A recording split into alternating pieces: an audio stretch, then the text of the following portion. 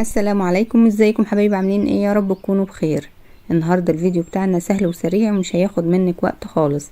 هنعمل صينيه الجلاش بطريقه جديده ومختلفه، من غير فرد ومن غير توريق ومن غير ما تدهني سمنه ما بين الطبقات ولا كمان شربات. هنشوف هنعمله ازاي مع بعض.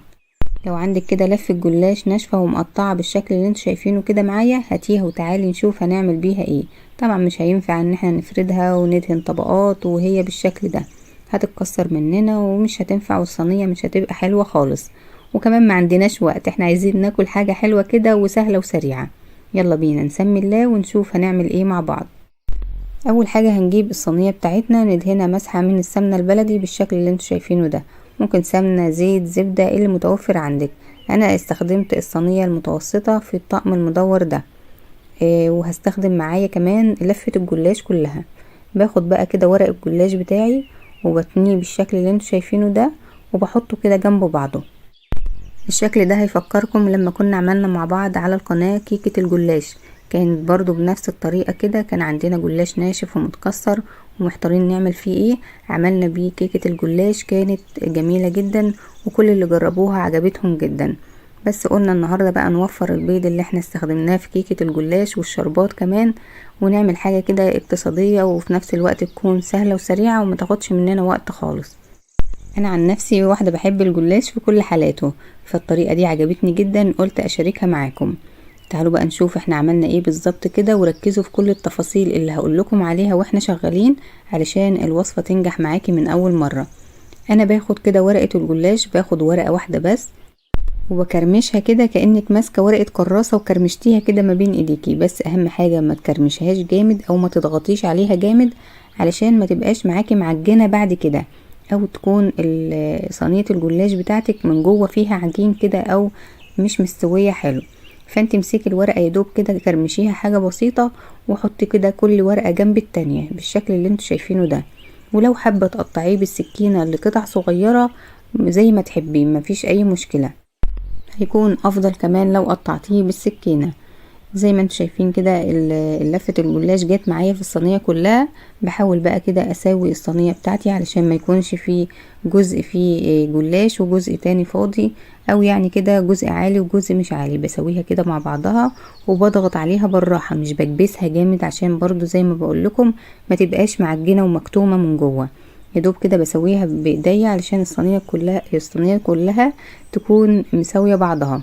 بعد كده بجيب معايا نص كوباية من السمنة البلدي، او ممكن سمنة على زبدة او زيت على زبدة المتوفر عندك. بس طبعا السمنة البلدي في الجلاش لا يعلى عليها، بتكون ريحتها حلوة وطعمها حلو. بنسيح السمنة عشان تكون سهل ان احنا نفردها على الجلاش كويس جدا، لان احنا عايزين كل مكان في الصينية واخد سمنة كويس جدا. هنا كمان استخدمنا نص كوباية بس من السمنة، بدل ما كنت هتستخدمي كمية اكبر من كده لو كنت هتفردي طبقات وتدهني ما بين الطبقات. اهم حاجة وانتي بتحطي السمنة ادهني الصينية كويس جدا عشان لما تدخليه الفرن ياخد كله لون واحد وتسوية واحدة. بعد كده بدخل الصينية بتاعتي الفرن على الرف اللي في الوسط. طبعا الفرن مسخناه من قبل كده، بتقعد معايا من 40 دقيقة ل45 دقيقة، النار متوسطة. بعد كده في اخر 5 دقايق 10 دقايق بشغل الشواية من فوق تاخد لون ذهبي كده، وبعد كده بخرجها من الفرن. تعالوا نحضر الشربات اللي هنسقي بيه الجلاش، بس طبعا بكمية سكر قليلة خالص. انا معايا هنا 2.5 كوباية من اللبن الحليب، واقولك برضو مقدار اللبن اللي انا استخدمته كله قد ايه في اخر الفيديو. ضفت معاهم باكو من الكريم كراميل اللي احنا بنشتريه الجاهز ده. وبعد كده هنضيف السكر بتاعنا. طبعا الكريم كراميل فيه سكر، فاحنا هنزود مقدار السكر اللي احنا محتاجينه.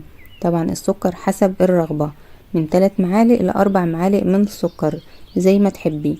هندوب كده الكريم كراميل مع اللبن والسكر اللي هنضيفه دلوقتي، ولو حابة تزودي كيس من الفانيليا مفيش اي مشكلة. وده طبعا بيكون بديل الشربات اللي احنا بنعمله للجلاش. انا هنا كنت بدوق السكر كده بتاع الكريم كراميل قبل ما اضيف السكر بتاعي علشان اشوف هضيف قد ايه بالظبط. فانا زي ما قلت لكم ضفت 3 معالق كبار، لو انت حابة تخليهم 4 معالق مفيش اي مشكلة. انا بالنسبة لي ال3 معالق دول كانوا كافيين جدا. شايفين بالشكل ده. هاخدهم بقى على البوتاجاز كده وافضل اقلب فيه لحد ما اللبن يغلي والقوام بتاعي يتقل شوية، حاجة بسيطة. طبعا هو مش بيتقل قوي لان احنا عارفين الكريم كراميل مش بيتقل قوي زي النشا والكاسترد كده، فهيتقل معايا حاجة بسيطة زي ما انتوا شايفين كده. اول ما يبدأ ان خلاص هيغلي برفعه من على النار بالشكل ده. في الوقت ده طبعا بيكون الجلاش في الفرن. اهم حاجة في تسوية الجلاش بقى النار تكون متوسطة، ما تكونش عالية قوي علشان التسوية تكون مظبوطة، وطبقات الجلاش من جوه كده تتشبع بالسمنة وتستوي معانا، ما يكونش معجن معانا بعد ما نضيف عليه التشريبة اللي احنا عملناها دي. طب بتعرفي ازاي ان الجلاش واخد لون من تحت حلو؟ بتلاقي كده الجلاش ساب من حواف الصينية بالشكل اللي انتوا شايفينه ده وبدأ ياخد لون كده. لو الجلاش بتاعك ما اخدش لون من فوق من الوش بتاعه من فوق، شغل الشواية اخر 5 دقايق كده علشان ياخد اللون الجميل اللي انتوا شايفينه ده، وبكده يكون الجلاش استوى معاكي. بعد ما بيخرج من الفرن بنسيبه يهدى كده 5 دقايق 10 دقايق على ما نعمل الكريم كراميل بتاعنا. بنسقيه بقى وهو سخن بالشكل الجميل اللي انتوا شايفينه ده. حاولي كده تسقي اللبن على كل مكان في الصينية. انا في الوقت ده حسيت مقدار الكريم كراميل اللي احنا عاملينه مناسب جدا مع صينية الجلاش، لكن بعد حوالي 5 دقايق كده لقيت الجلاش شرب كل المقدار اللي احنا عاملينه ولسه ناشف شوية، يعني ناشف حاجة بسيطة مش قوي يعني. فحبيت ان انا اطريه كمان شوية، ضفتله نص كوباية من اللبن المغلي مزودة عليها معلقة كبيرة من السكر، غليتهم كويس جدا على النار وزودتهم على الجلاش. انت ممكن تزوديهم من الاول مع الكريم كراميل او ممكن تزوديهم في الاخر زي ما انا زودتهم كده، على حسب تسوية الجلاش بتاعك في الفرن هي اللي هتحكم معاكي او هتفرق معاكي. شايفين انا جبته لكم من قريب، هو لسه طبعا فيه اللبن، بس لما هسيبه شوية هتلاقوه اتشرب بقى كل ده، وهتكون معاكي صينية جلاش عادية خالص ناشفة خالص بالشكل اللي انتوا شايفينه ده. شايفين الجمال ما شاء الله. انا حبيت ازين بقى الصينية بتاعتي كده بشوية من جوز الهند المبشور وشوية من السوداني والزبيب، يعني حاجة كده بسيطة على القد. انتي بقى ممكن تقدميها مع بولة ايس كريم او ممكن تقدميها مع صوص شوكولاتة او صوص كراميل، هتكون جميلة جدا. انا بصراحة لما جيت اقطعها كده وادي لبنتي القطعة بتاعتها راحت واخداها وحط عليها صوص شوكولاتة كده، كان طعمها خطير. طبعا السكر بتاعها معقول ما هوش عالي قوي، كانت مع صوص الشوكولاتة كانت جميلة جدا. هنا في الاخر حبيت بس اديها لمعة كده، زودت حوالي معلقتين كبار من عسل النحل. عارفة انتي لما تبقي عايزة تعملي حاجة حلوة وفي نفس الوقت سهلة وما تاخديش مقادير كتير وتكلفي كتير، اهو انا عملت في صينية الجلاش دي. من بدري ما عملتش جلاش ونفسي هفتني عليه كده، فلقيت لفة الجلاش دي عندي في الفريزر من زمان، كل مرة اقول هطلعها اعمل بيها حاجة وارجعها تاني الفريزر يحصل حاجة وما اعملهاش، فمن كتر ما انا بطلعها وارجعها نشفت معايا واتكسرت زي ما انتوا شفتوها كده. فجاء وقتها خلاص ان انا هعملها الوصفة دي، يعني كنت مستعجلة وعايزين ناكل حاجة حلوة، قلت خلاص هنعملها بالشكل ده.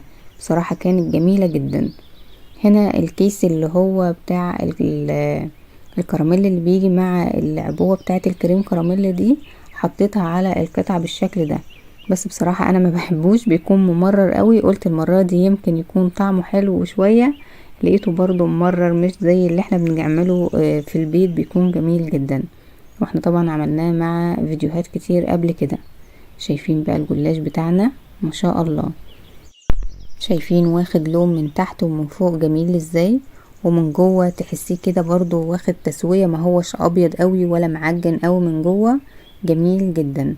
زي ما قلتلك خدي بالك من التسوية، يعني سيبيه في الفرن كده براحته علشان ياخد لون من جوه ومن بره ويكون استوى معاكي. لما تيجي تسقيه اللبن او الكريم كراميل ما يبقاش معجن معاكي. شايفين من جوه عامل ازاي ما شاء الله، كأنه فيه طبقات وانت مورقاه من جوه، حاجة كده من الاخر جميلة جدا. شايفين طعمه خطير، هو بيكون عامل زي الفطير المشلتت اللي احنا بنسقيه لبن وبنرش عليه سكر بودرة كده، بيكون طعمه جميل جدا، هو نفس الطعم ده. شايفين الجمال ما شاء الله. يا رب الفيديو يكون عجبكم واتمنى ان انتوا تجربوه، ولو عجبكم ما تنسوش اللايك والشير والاشتراك في القناة، وتفعيل زر الجرس على الكل علشان يوصلكم كل فيديوهاتنا اول باول. ان شاء الله هتستفادوا منها. وما تنسوش تسيبولي تعليق صغير كده تحت الفيديو لانه بيفرحني وبيشجعني جدا. وانتظروني في الفيديو الجاي ان شاء الله. والسلام عليكم ورحمة الله وبركاته.